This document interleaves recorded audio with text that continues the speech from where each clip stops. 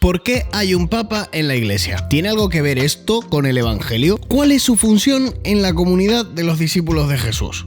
Hola teonauta, vamos a ver todo esto con profundidad pero de manera sencilla. Mira Kevin, hay al menos 3 lugares bíblicos que debes conocer para entender la actual figura del Papa en la Iglesia. La primera es la llamada Confesión de Cesarea. A ver, ya sabes que el discípulo principal no se llamaba Pedro, sino que se llamaba Simón, ¿verdad?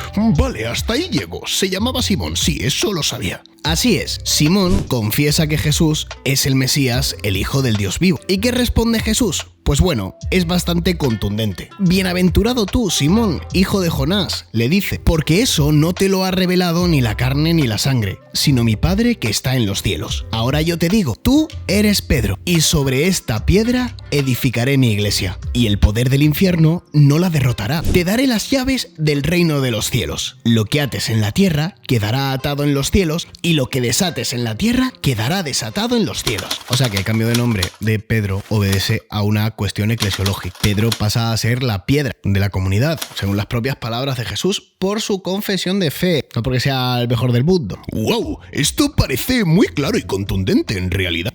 Así es, Kevin. Y fíjate, el significado de piedra que sostiene se refiere quizás a la piedra angular, concepto que ya aparece ocasionalmente en la escritura. Es la piedra que antiguamente ensamblaba 2 muros, la piedra que mantiene cohesionada la estructura para que no caiga. Y además Jesús le concede las llaves del reino de los cielos. Nunca hemos sabido muy bien cómo encajar esto, Kevin. ¿Qué significa? Parece que hay una mediación salvífica de su ministerio, que también, como es obvio, se refiere a todo el grupo de los apóstoles. Pero es una asombrosa parte de la dogmática, la verdad, que Jesús conceda a su comunidad tal poder escatológico en la vida eterna. Es una gran responsabilidad, desde luego. Sí lo es. ¿Para qué engañarnos? Además, en Lucas se dice que Pedro es el que sostiene a sus hermanos. Le dice, yo he pedido por ti para que tu fe no se apague. Y tú, cuando te hayas convertido, confirma a tus hermanos. Este verbo, confirmar en la escritura, tiene mucho que ver con sostener físicamente, que es su sentido original. ¿Recuerdas lo que hablábamos de la piedra angular? Pues bueno, es que se vuelve a repetir aquí en el Evangelio de Lucas. Es el verbo estereos, que implica de nuevo, que es el cimiento de la comunidad. Y se trata de un momento culminante dentro de la predicación de Jesús. Es verdad que ora por todos los apóstoles, pero hoy hay una especificidad de la oración por Pedro. Ser cimiento de todas formas no está reñido con la debilidad de Pedro, repito, porque inmediatamente se proclama la profecía de la negación, de la triple negación de Pedro, que está ahí siempre. De hecho, Kevin, después de haberle negado 3 veces, Pedro, en un relato pospascual de Juan, le confiesa de nuevo su amor. Sí, 3 veces, de nuevo, para compensar. Jesús le manda pastorear a su rebaño 3 veces. Parece que Pedro tiene un papel muy importante, entonces.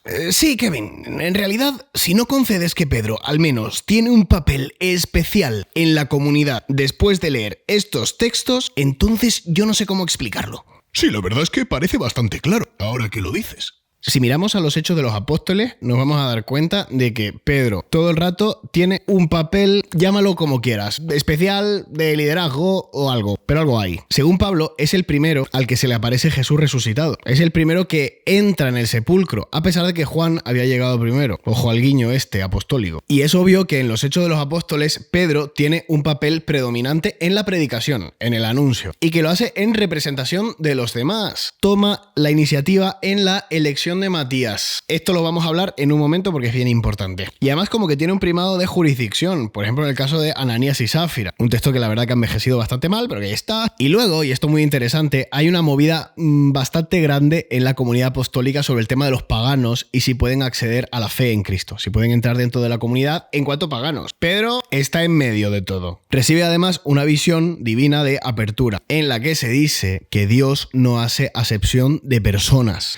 Este principio para nosotros es obvio, en la comunidad apostólica no era tanto, la verdad. Pero ¿qué pasa luego? Que esta convicción de Pedro es un poco débil porque luego cuando aparecen los del partido de Santiago, que son los judaizantes, frente al partido de Pablo, que eran los aperturistas, como que Pedro disimula y se levanta de la mesa de los paganos para sentarse con los judíos. Y Pablo tiene una movida bastante grande con Pedro a costa de esto. Vamos, que hubo una pelea tirando a fuerte, nivel alto. Dice en Gálatas 2, Pablo directamente que se encaró con él, porque era reprensible su actitud. En fin, que Pedro está en medio y se lleva golpes de los dos lados. Pues como hoy, básicamente. Puedes mirarlo así o puedes mirarlo así. Pedro en medio. Digamos que Pedro recibe la tensión inestable de carismas en la diversidad eclesial. Y así hasta hoy. Pero hay algo importante que no hemos visto para entender el papado, y es la sucesión apostólica. Mira, Kevin, por mandato de Pedro, precisamente, nos damos cuenta de que el ministerio apostólico admite relevo en la historia. Esto se llama sucesión apostólica.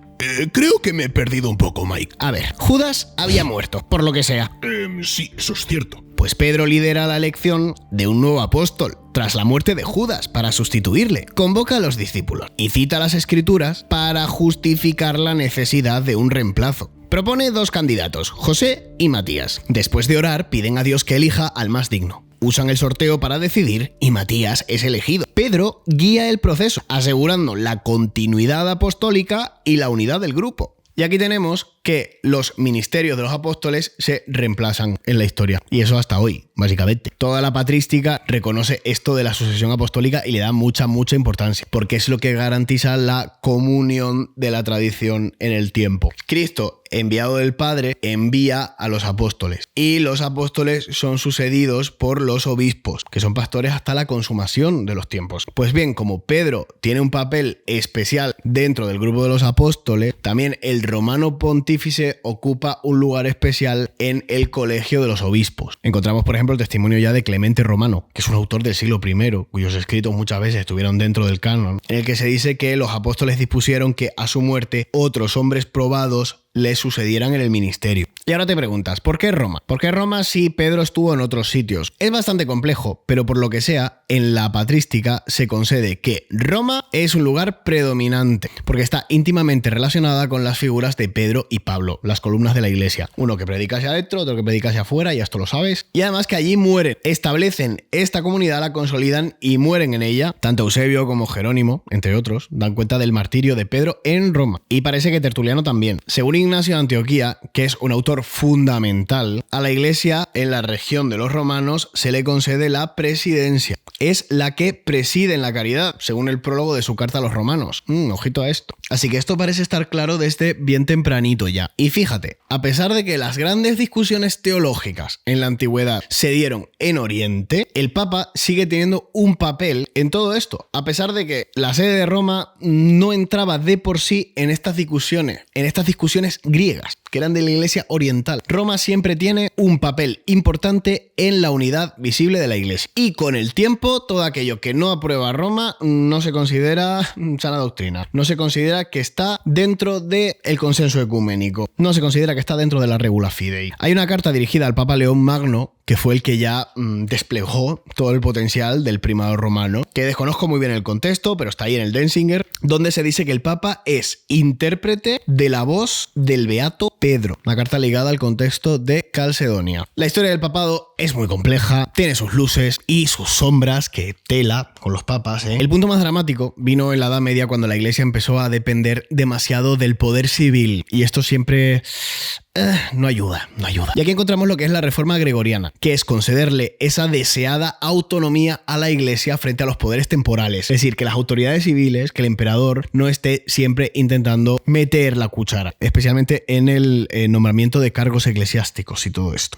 Claro que esta reivindicación de independencia derivó de forma bastante paradójica, pero inevitable, en una concentración inédita de poder jurídico y administrativo en manos del Papa. La única forma de darle autonomía al Papa era dándole poder temporal, digamos, como nunca antes había tenido en el primer milenio. Porque en el primer milenio no era entendido su poder como jurisdiccional administrativo exclusivamente, sino que era un primado más en la comunión espiritual. Pero se va pasando, y esto es importante, de una presidencia espiritual de la iglesia a un primado jurisdiccional. Y la cosa se complica mucho y empieza a haber distancias cada vez mayores entre Oriente y Occidente, sobre todo por causas políticas, lingüísticas y culturales. Y todo termina en 1054 con la separación definitiva entre Oriente y Occidente, lo que nosotros llamamos el cisma de Oriente. Entonces ya está la iglesia ortodoxa por un lado y la iglesia católica por otro, hasta hoy. Y te voy a dar una nota aquí bien interesante de una cosa que escribió en los años 70 nada menos que Joseph Ratzinger, futuro Papa Benedicto XVI. En su estudio sobre el ecumenismo en relación a las iglesias orientales, viene a decir nada menos que algo que wow. Dice, en definitiva, que Roma no puede exigir con respecto al papado a Oriente nada más allá de lo que se exigió a Oriente con respecto al papado en el primer milenio. ¡Wow! Yo no sé si Ratzinger cuando escribió esto se dio cuenta de que él mismo iba a llegar a ser el sucesor de Pedro, la verdad. Entonces, Mike, ¿el papado ha estado corrompido o algo así en la historia? Bueno, Kevin, es propio del ministerio petrino ir despacio y equivocarse, sí. De hecho, podemos reconocer que hay una gran decadencia moral del papado, al menos en algunos periodos de su historia. No me refiero a decadencia teológica o de herejías, sino más bien una decadencia en el lifestyle. El culmen de todo esto fue la cuestión de Aviñón. Los papas residieron en Aviñón, bajo la influencia de la monarquía francesa. Y esta situación pues debilitó mucho la autoridad del papado. Fue generando críticas por la falta de independencia y claro, esto derivó en el cisma de Occidente. Con papas rivales, simultáneos, la Iglesia tuvo que dividir su obediencia y tuvo que venir un concilio para resolver todo este tema y elegir a un único papa legítimo. Y sí, la figura del papa sufrió bastante, se fue cuestionando en la historia y entonces llega, como siempre, Lutero. Al principio, él no planteaba el derrocamiento del papado, pero la cosa se fue complicando y la gestión quizá no fue la mejor y al final se produce un nuevo cisma en la Iglesia. Sí, otro más. El cisma luterano, donde ya no se reconoce al papa. Bueno, no solo no se reconoce al papa, sino que se le considera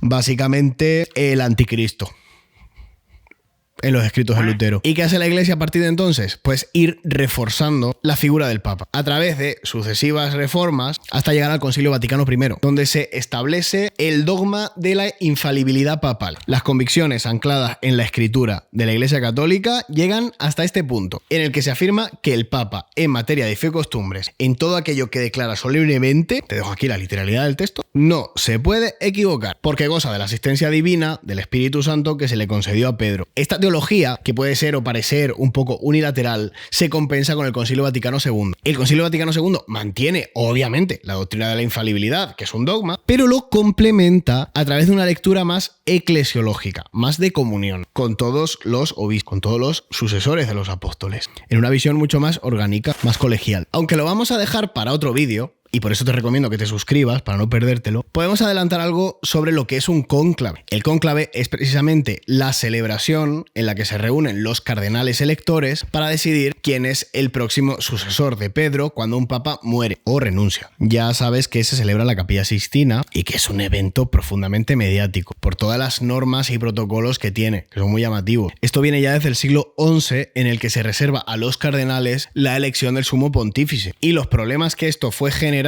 por las tensiones geopolíticas y etcétera, fue determinando la liturgia del cónclave, que se llama cónclave, que viene de cum clavis, bajo llave.